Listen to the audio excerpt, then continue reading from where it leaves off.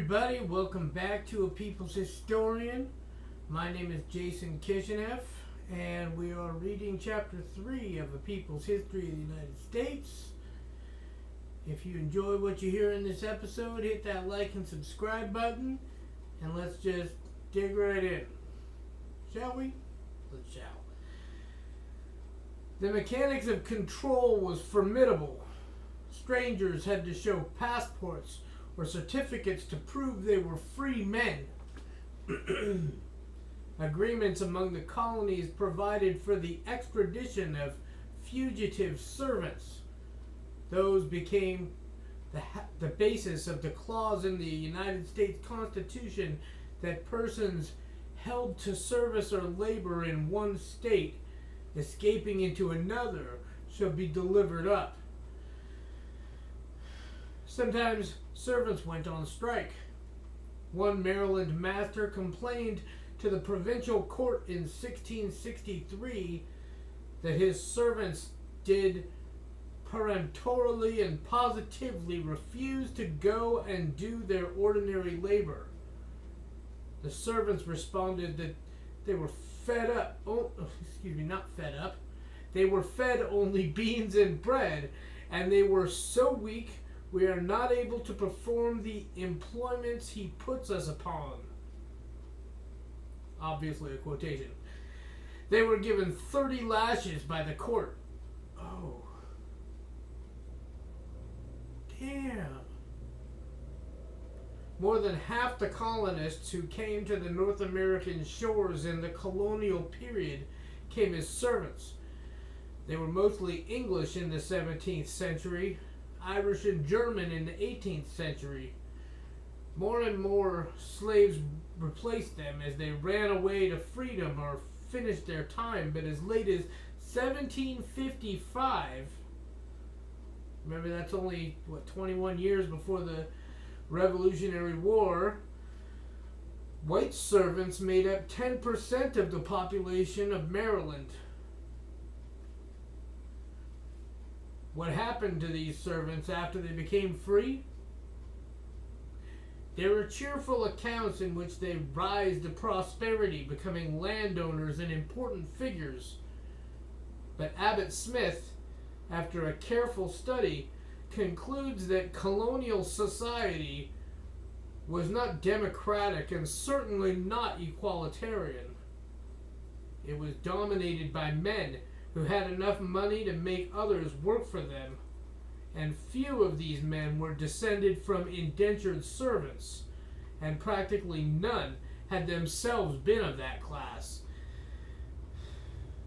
After we make our way through Abbott Smith's disdain for the servants as men and women who were dirty and lazy, rough, ignorant, lewd, and often criminal, who thieved and wandered, had bastard children, and corrupted society with loathsome diseases. Wow, did he feel strongly or what? We find that about 1 in 10 was a sound and solid individual who would, if fortunate, survive his seasoning, work out his time, take up land, and was decently prosperous. Perhaps another 1 in 10 would become an artisan or an overseer. The rest, 80%, who were certainly shiftless, hopeless, ruined individuals, either died during their servitude, returned to England after it was over, or became poor whites. Smith's conclusion is supported by a more recent study of servants in 17th century Maryland, where it was found that the first batches of servants became landowners and politically active in the colony, but by the second half of the century, more than half the servants, even after 10 years of freedom, remained landless. Servants became tenants, providing cheap labor for the large planters both during and after their servitude. It seems quite clear that class lines hardened through the colonial period, the distinction between rich and poor became sharper. By 1700, there were 50 rich families in Virginia with wealth equivalent to 50,000 pounds, a huge sum those days, who lived off the labor of black slaves and white servants, owned the plantations, sat on the governor's council, served as local magistrates. In Maryland, the settlers were ruled by a proprietor whose right of total control over the colony had been granted by the English king. Between 1650 and 1689, there were 5 revolts against the proprietor. In the Carolinas, the fundamental constitutions were written in the 1660s by John Locke, who was often considered the philosophical father of the Founding Fathers and the American system. Locke's constitution set up a feudal-type aristocracy in which 8 barons would own 40% of the colony's land, and only a baron could be governor. When the Crown took direct control of North Carolina after a rebellion against the land arrangements, rich speculators seized 500,000 acres for themselves, monopolizing the good farming land near the coast. Poor people, desperate for land, squatted on bits of farmland and fought all through the pre-revolutionary period against the landlord's attempts to collect rent. Carl Breidenbaugh's study of colonial cities in the wilderness, reveals a clear-cut class system. He finds the leaders of early Boston were gentlemen of considerable wealth who, in association with the clergy, eagerly sought to preserve in America the social arrangements of the mother country by means of their control of trade and commerce, by their political domination of the inhabitants through church and town meeting, and by careful marriage alliances among themselves. Members of this little oligarchy laid the foundations for an aristocratic class in 17th century Boston. At the very start of the Massachusetts Bay Colony in 1630, the governor, John Winthrop, had declared the philosophy of the rulers: in all times some must be rich, some poor, some high and eminent in power and dignity, others mean and in subjection. Rich merchants erected mansions. Persons of quality, again, the spellings here are really weird. The persons of quality traveled the coaches or sedan chairs, had their portraits painted, wore periwigs, and filled themselves with rich food and Madeira. A petition came from the town of Deerfield in 1678 to the Massachusetts General Court.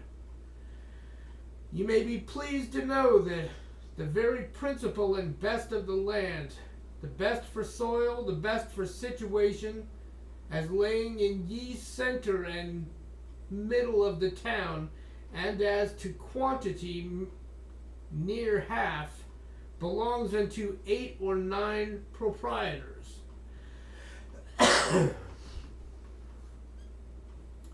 In Newport, Rhode Island, Breidenbach found, as in Boston, that the town meetings, while ostensibly democratic, were in reality controlled year after year by the same group of merchant aristocrats who secured most of the important offices. A contemporary described the Newport merchants as men in flaming scarlet coats and waistcoats, laced and fringed with brightest glaring yellow. The sky quakers, not venturing on these charming coats and waistcoats, yet loving finery, figured away with plate on their sideboards.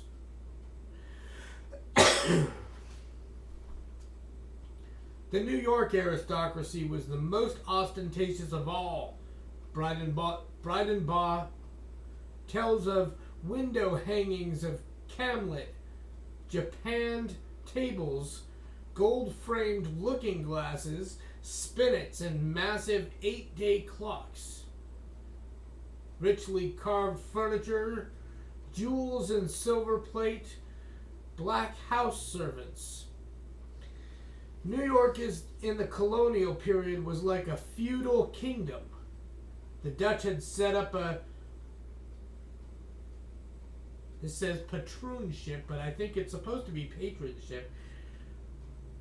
patronship system among the Hudson River with enormous landed estates where the barons controlled completely the lives of their tenants.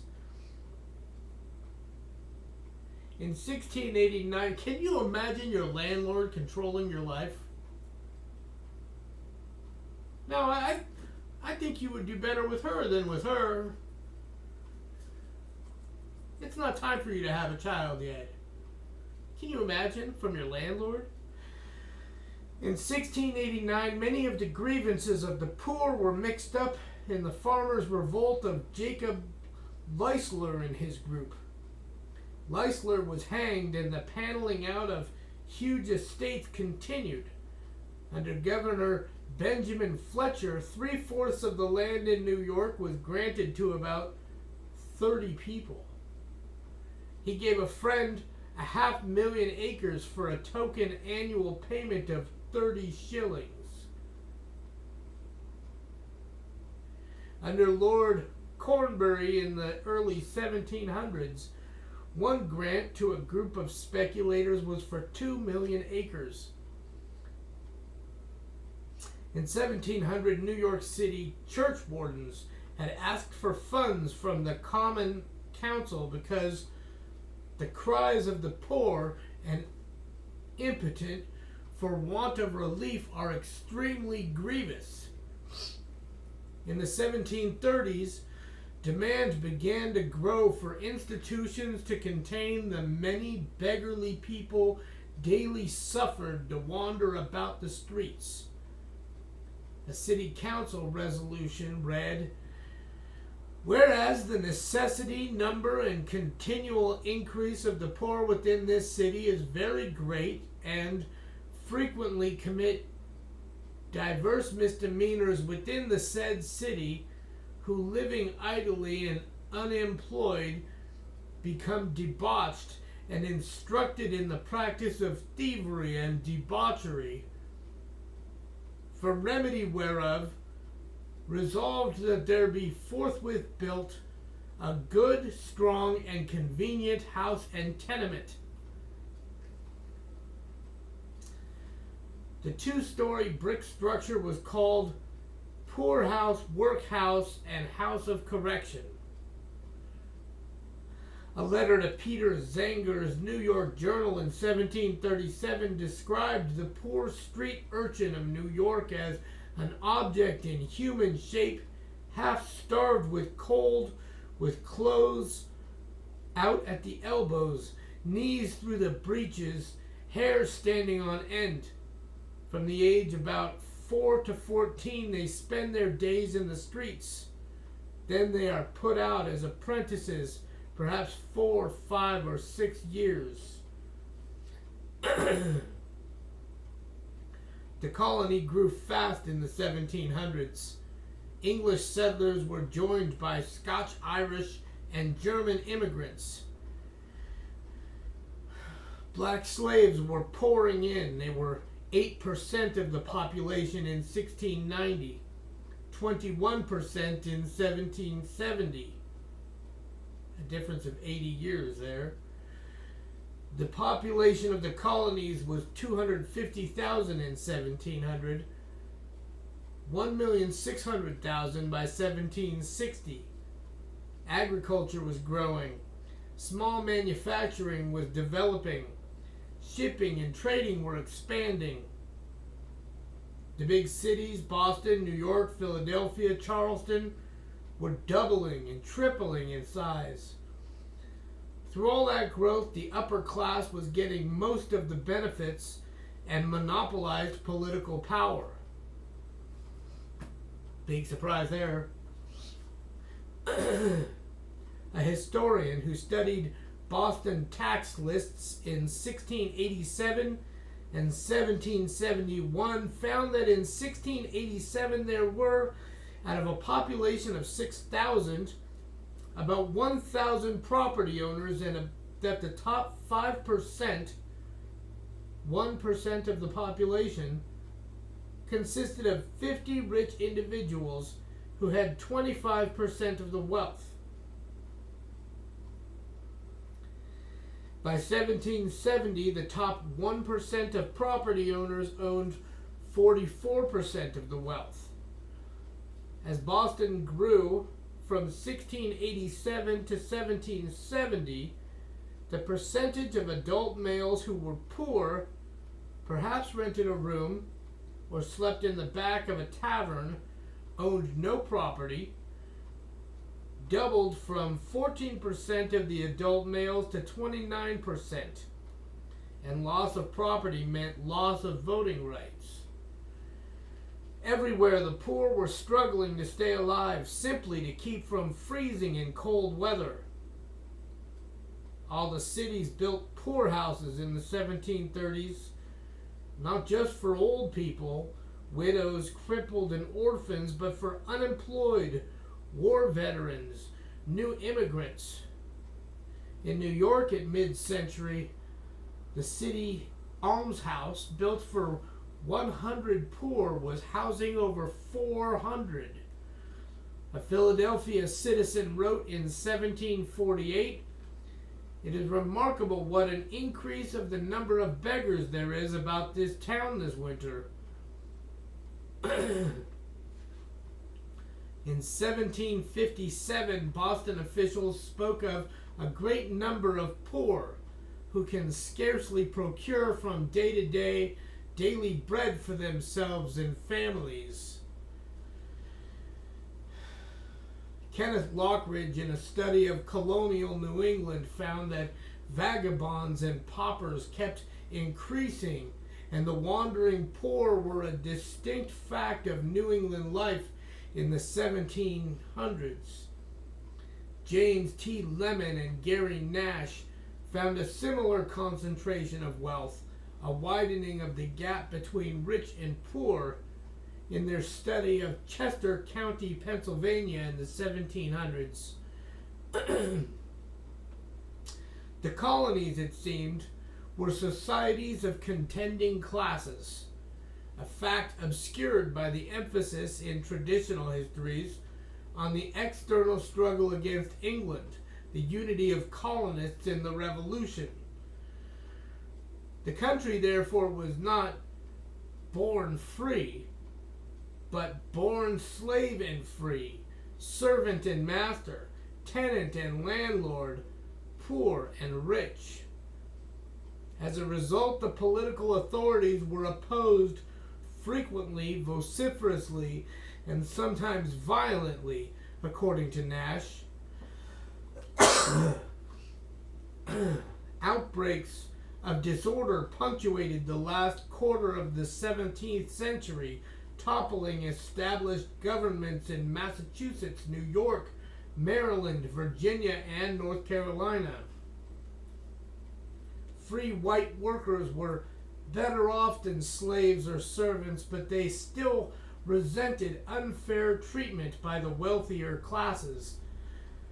As early as 1636, an employer off the coast of Maine reported that his workmen and fishermen fell into a mutiny because he had withheld their wages. They deserted en masse. 5 years later, carpenters in Maine, protesting against inadequate food, engaged in a shutdown. At the Gloucester shipyards in the 1640s, what Richard Morris calls the first lockout in American labor history took place when the authorities told a group of troublesome shipwrights they could not work a stroke of work more. There were early strikes of coopers, butchers, bakers, protesting against government control of the fees they charged.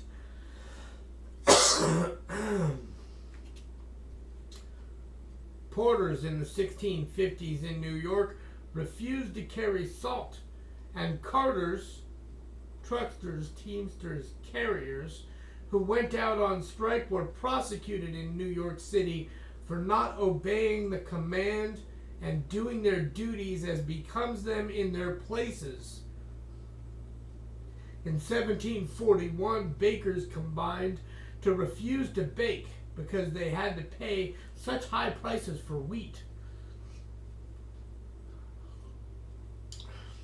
A severe food shortage in Boston in 1713 brought a warning from town selectmen to the General Assembly of Massachusetts, saying the threatening scarcity of provisions had led to such extravagant prices that the necessities of the poor in the approaching winter must needs be very pressing. Andrew Belcher, a wealthy merchant, was exporting grain to the Caribbean because the profit was greater there. On May 19th, 200 people rioted on the Boston Common. They attacked Belcher's ships, broke into his warehouses looking for corn, and shot the lieutenant governor when he tried to interfere. 8 years after the bread riot on the Common, a pamphleteer protested against those who became rich by grinding the poor, by studying how to oppress, cheat, and overreach their neighbors. He denounced the rich, the great, and potent who, with rapacious violence, bear down all before them. By the 1730s in Boston, people protesting the high prices established by merchants demolished the public market in Dock Square, while, as a conservative writer complained, murmuring against the government and the rich people. No one was arrested after the demonstrations warned that arrests would bring 500 men in solemn league and covenant. One would destroy other markets set up for the benefit of rich merchants.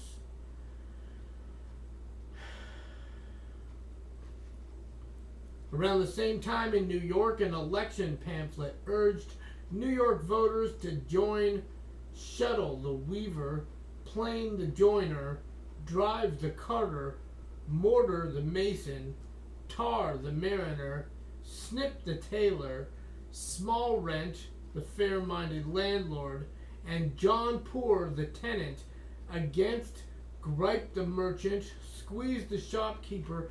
This is so much. Are you even following this? Against Gripe the merchant, Squeeze the shopkeeper, Spin text and Quibble the lawyer. The electorate was urged to vote out of office people in exalted stations who scorned those they called the vulgar, the mob, the herd of mechanics. A basket of deplorables, if you will. Oh, did I just do that? Oh. In the 1730s, a committee of the Boston town meeting spoke out for Bostonians in debt who wanted paper money issued to make it easier to pay off their debts to the merchant elite. They did not want, they declared, to have our bread and water measured out to us by those who riot in luxury and wantonness on our sweat and toil. Bostonians rioted also against impressment in which men were drafted for naval service. They surrounded the house of the governor, beat up the sheriff, locked up a deputy sheriff, and stormed the townhouse where the general court sat. The militia did not respond when called to put them down, and the governor fled. The crowd was condemned by a merchants group as a riotous, tumultuous assembly of foreign seamen, servants, Negroes, and other persons of mean and vile condition.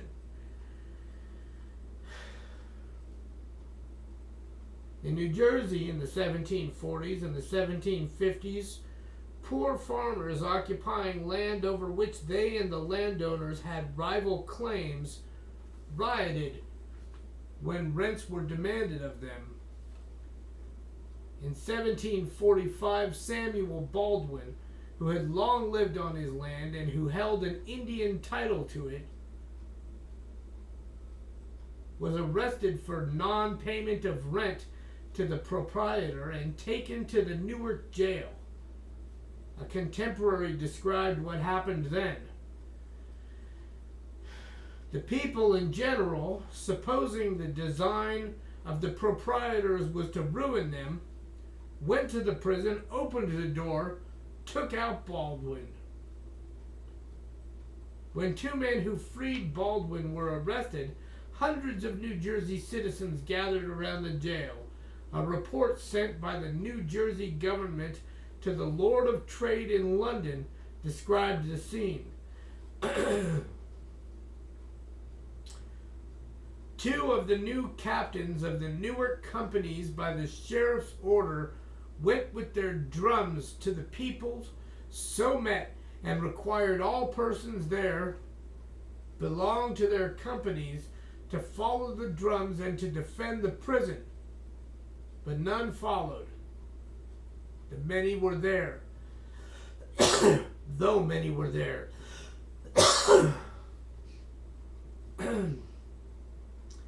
The multitude, between 4 and 5 of the clock in the afternoon, lighted off their horses and came toward the jail, huzzahing and swinging their clubs, till they came within reach of the guard, struck them with their clubs, and the guard, having no orders to fire, returned the blows with their guns, and some were wounded on both sides, but none killed. The multitude broke the ranks of the soldiers and pressed on the prison door where the sheriff stood with the sword and kept them off. Dang. Till they gave him several blows and forced him out from thence. They then, with axes and other instruments, broke open the prison door and took out the two prisoners, as also one other prisoner that was confined for debt, and went away.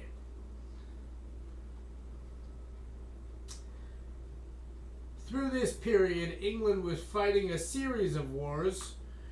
Queen Anne's War in the early 1700s, King George's War in the 1730s.